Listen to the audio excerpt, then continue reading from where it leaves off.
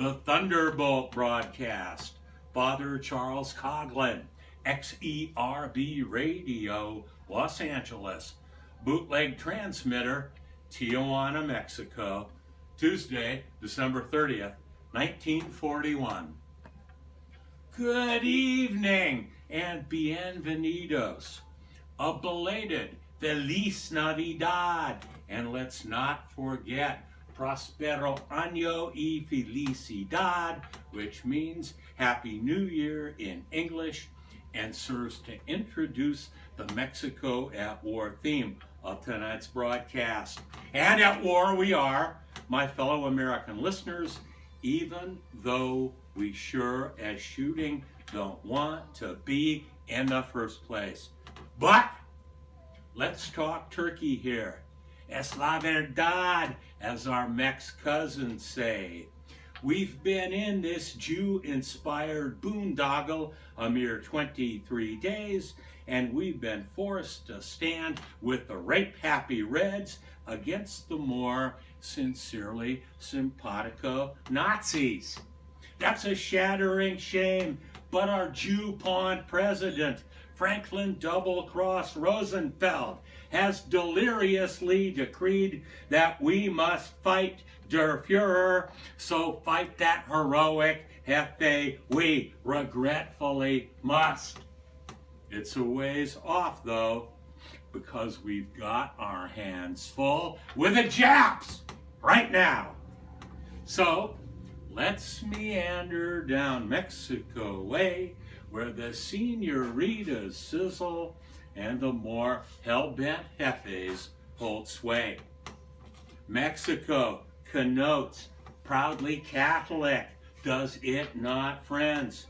Add theocratic republic, be red and dutifully religious to that. It paints a picture, doesn't it? Yes, but the picture is wholly inaccurate and sorrowfully seditious, dating back to the tempestuous 20s and the repugnant red reign of Presidente Plutarco Calles. Item. Calles instituted a 6-year plan for social and political reform, patterned after Red Russia's 5-year plan. Item. Calles set out to eradicate the influence of the Catholic Church, barred religious festivals and processions, and created workers' collectives to counter the alleged excesses of industrial capitalism and further secularize the Mexican body politic, despite the stubborn opposition of the Catholic Mexican people. Item. Catholic bishops were forced to suspend public worship. Item. Calles' red shirt goon squads shuttered churches across Mexico. Item. Priests were murdered, nuns were raped, bishops sought South American asylum, and the Holy Mass was performed as a secret sacrament. Item. Cancerous Calles was succeeded by limp leftist Lazaro Cardenas. He was a motley mollycoddler of a less malicious sort. His anti-clerical policies bore a still Stalinist but less overt stink.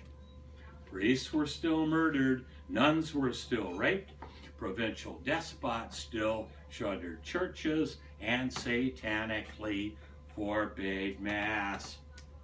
Item.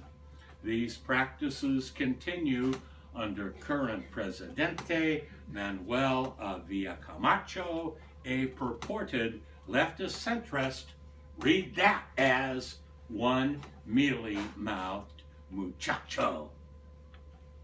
And this brings us to the Cristeros, the rip-snorting, righteous, Catholic resistance. The gold shirts, not the red shirts of the Calles Cardenas communist ilk.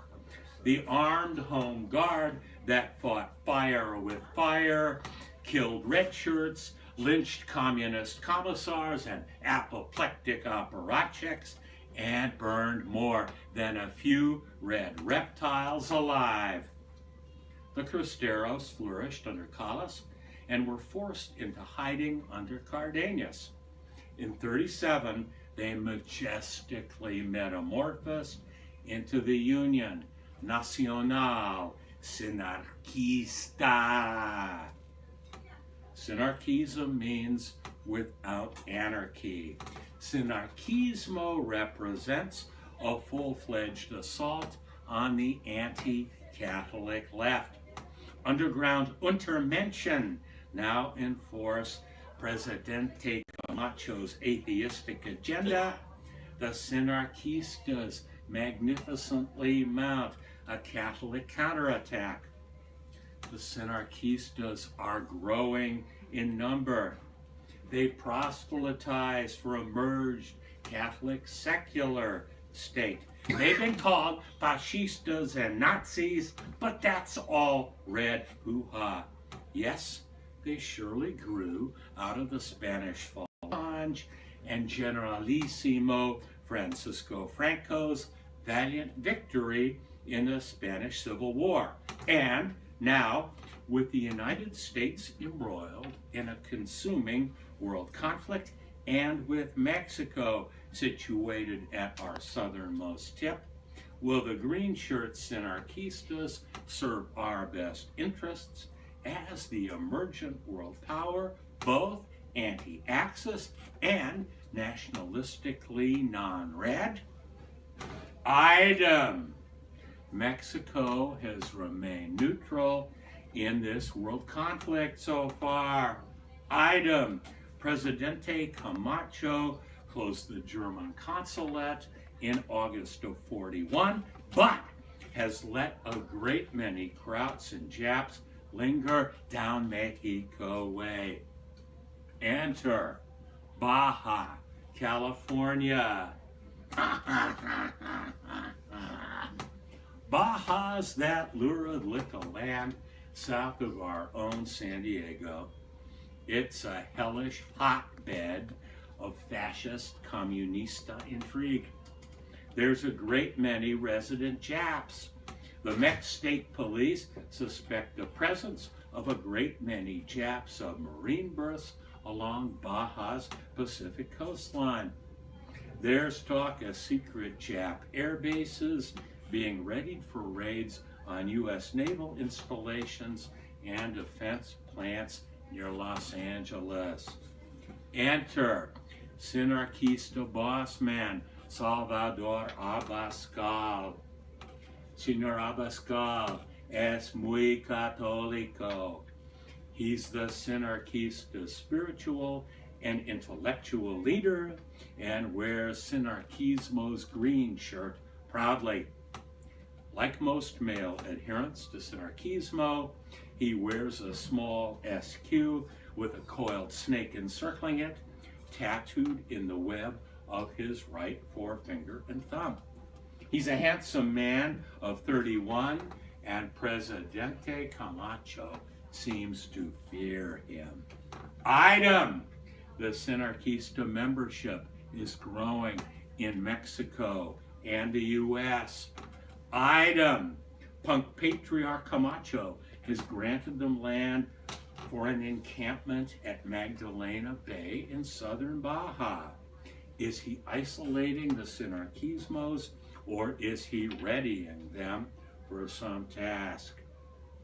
U.S. Army intelligence officers are now mobilizing in Baja. They will sort out the political gestalt and round up Japs in a replication of our own Jap internment efforts. What's the upshot here?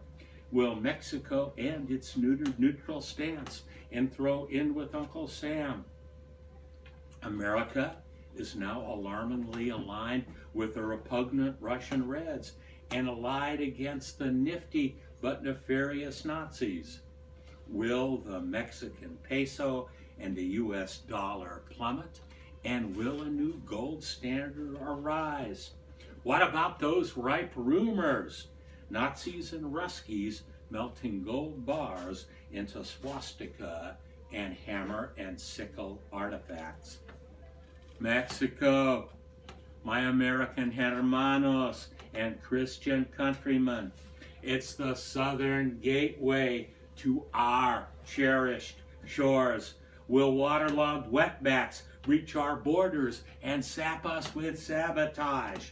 Will the Sinarquistas come to our aid as a heroic home guard?